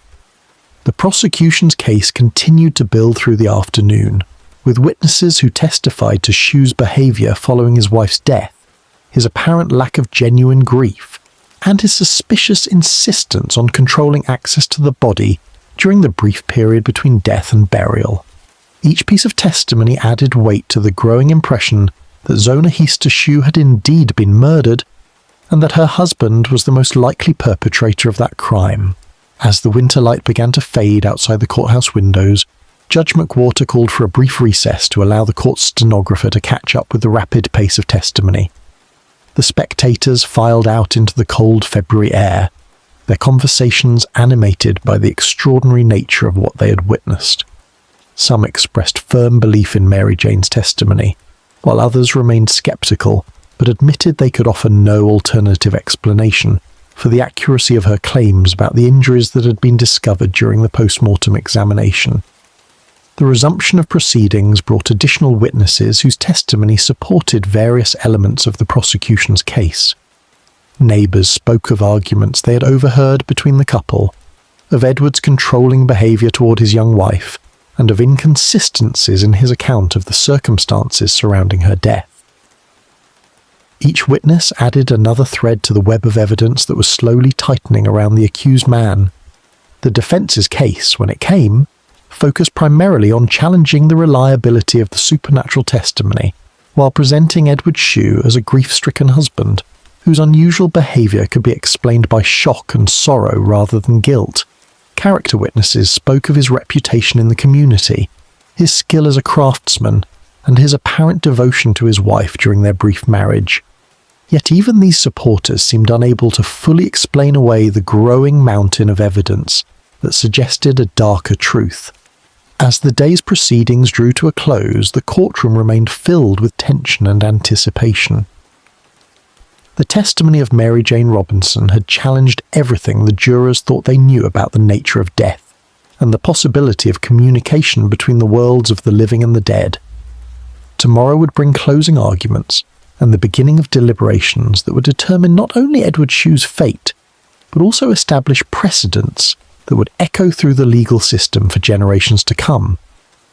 The snow continued to fall outside the courthouse as the spectators dispersed into the gathering darkness, each carrying with them the memory of testimony that would be discussed and debated in homes and taverns throughout the county for years to come. The ghost of Zona Heaster Shue had indeed testified, speaking through her mother's voice to demand justice for the violence that had ended her young life. Whether that testimony would prove sufficient to convict her accused killer remained to be seen, but the very fact that it had been heard and recorded marked a singular moment in the annals of American jurisprudence. Chapter 10. The Last Testament. The courtroom in Lewisburg had emptied of its spectators, leaving only the echo of whispered prayers and the lingering scent of coal smoke from the heating stoves. Judge John Preston McWhorter sat alone at his bench, reviewing the transcripts that would forever mark his place in American legal history. The gaslight cast long shadows across the pages, each line documenting testimony that defied every precedent he had studied in his decades of jurisprudence. Outside the courthouse windows, snow continued to fall upon the rolling hills of Greenbrier County, the same gentle precipitation that had blessed Zona Heaster Shue's wedding day just 3 months prior. The irony was not lost on those who had witnessed the proceedings. How nature itself seemed to weave patterns of meaning through the tragedy that had unfolded in their midst. Edward Stribbling Trout remained in his cell beneath the courthouse, his request for appeal having been denied by every court in West Virginia. The man who had once charmed his way into 3 marriages now sat in solitude, his silver tongue finally stilled by the weight of evidence that transcended the physical world. Guards reported that he spent his final days writing letters that he never sent, speaking to visitors who never came, and staring at the small barred window as though searching for something beyond the grey January sky. The phenomenon that had brought Zona's spirit back to testify through her mother had not repeated itself in the months following the trial. Mary Jane Heaster Robinson found herself sleeping peacefully for the first time since her daughter's death.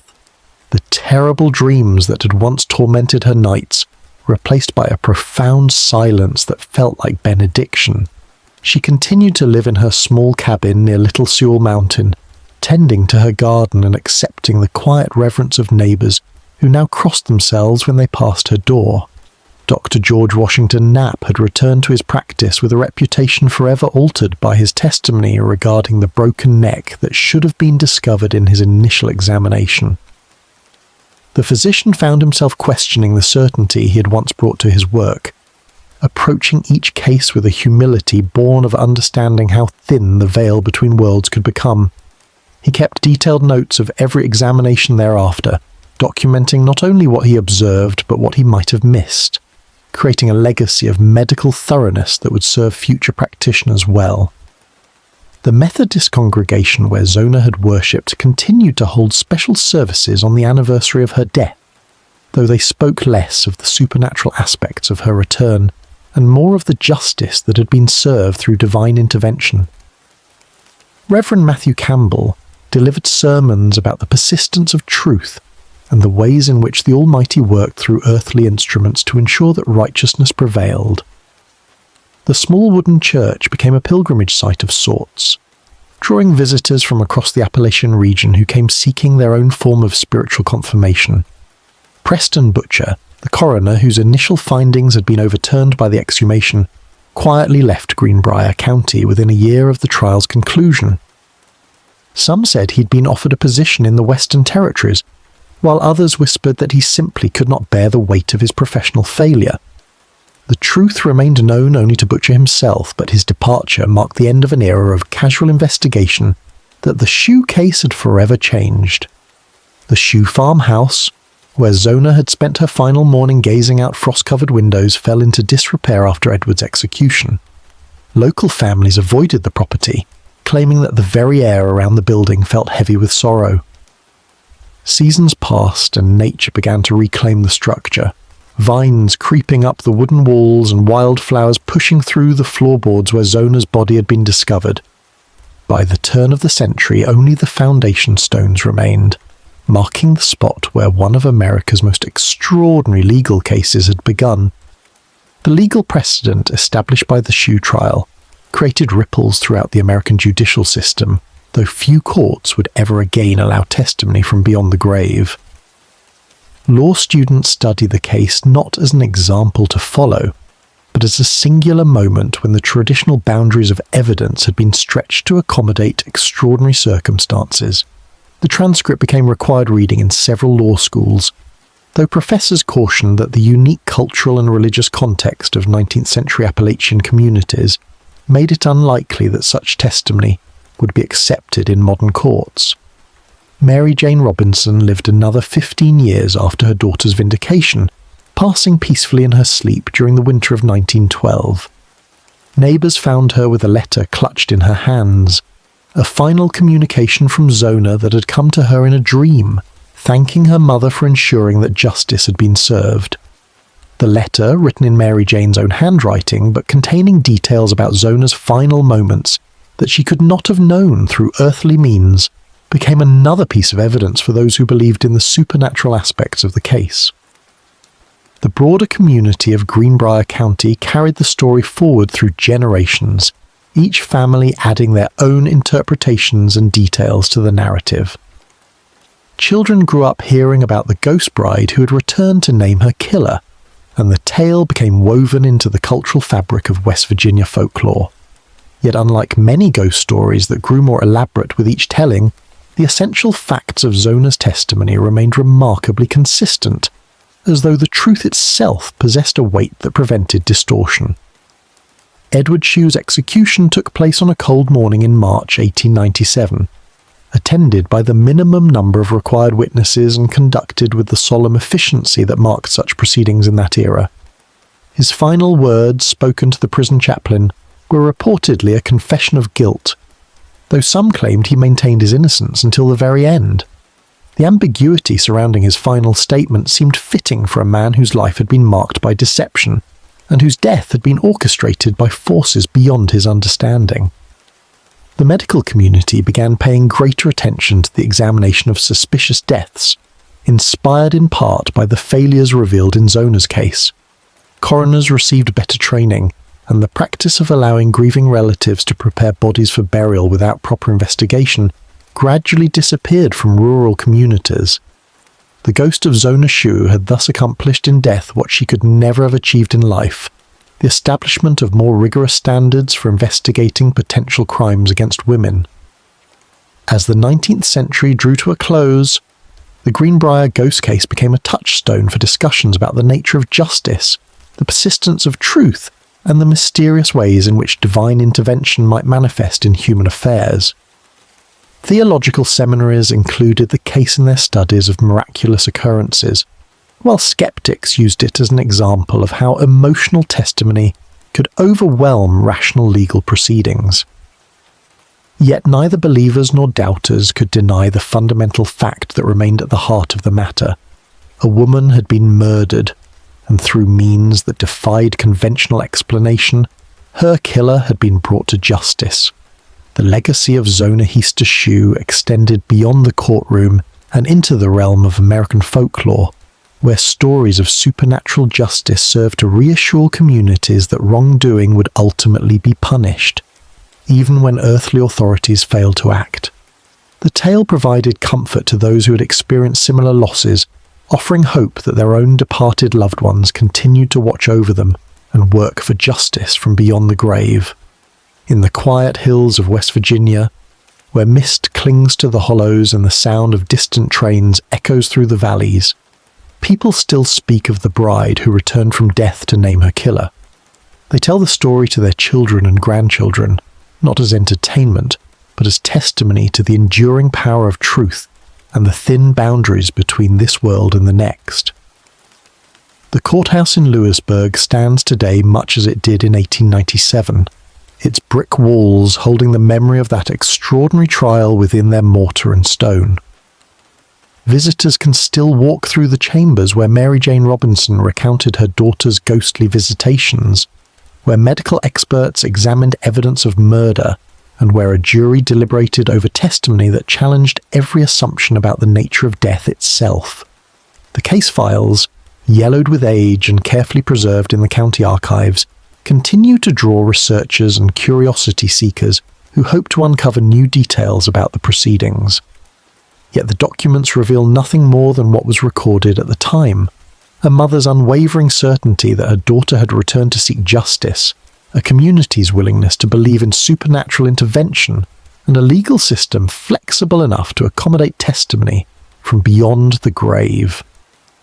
As winter settled over Greenbrier County in the years following the trial, the snow fell just as gently as it had on Zona's wedding day, covering the land in the same pristine blanket that had blessed her marriage and witnessed her death.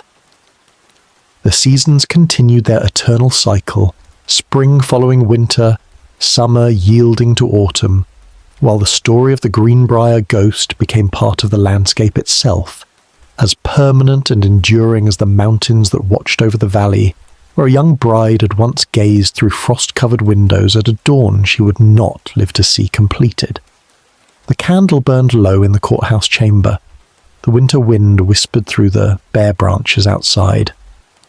And history, having recorded its most extraordinary testimony, turned the page in the gathering dark.